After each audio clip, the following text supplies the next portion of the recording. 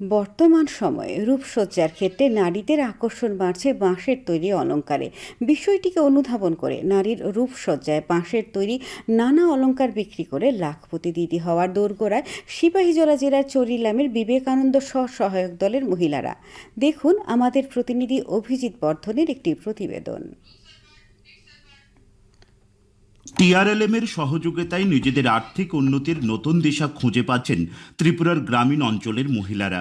ব্যতিক্রম নয় সিপাহীজলা জেলার চরিলাম ব্লকের অধীন দক্ষিণ চরিলামের রূপালী সরকার, আরতি সাহা, জয়ন্তী পোদ্দার, ঝর্ণা সাহারাও। 2003 সালে সরকারি ঋণ নিয়ে এই উদ্যমী নারীরা খোলে বসেছিলেন বিবেকানন্দ স্বসহায়ক দল।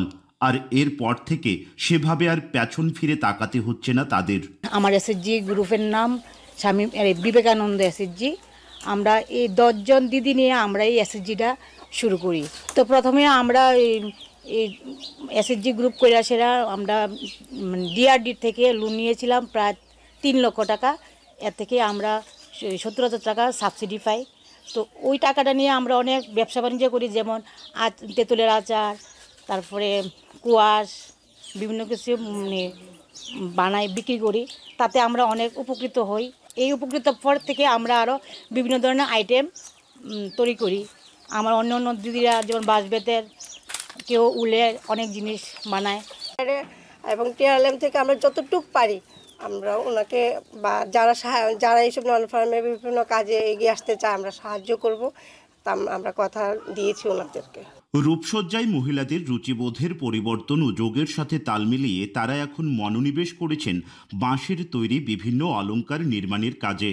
বর্তমান সময়ে তার চাহিদা অনেকটাই বেশি হওয়ায় লাভের মুখও দেখছেন ভালোই। অনেকেই হাঁটছেন লাখপতি দিদি হওয়ার পথে। কোথায় কিভাবে তারা পেলেন এই প্রশিক্ষণ তা জানালেন চরিলাম ব্লকের অধীন স্বসহায়ক দলের নন ফার্মিং কাজ দেখাশোনার দায়িত্বে থাকা শান্তাদেব।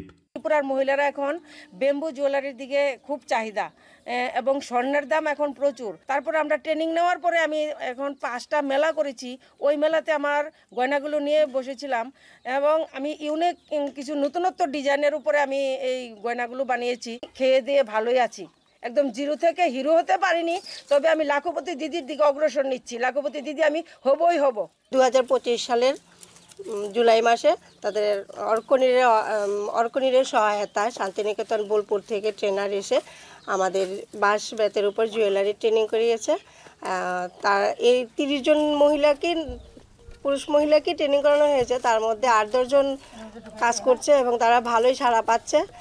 উনি বিভিন্ন জায়গায় মেলাতে গিয়ে এগুলি বিক্রি করছেন আর বাড়িতে সবাই বানাচ্ছেন।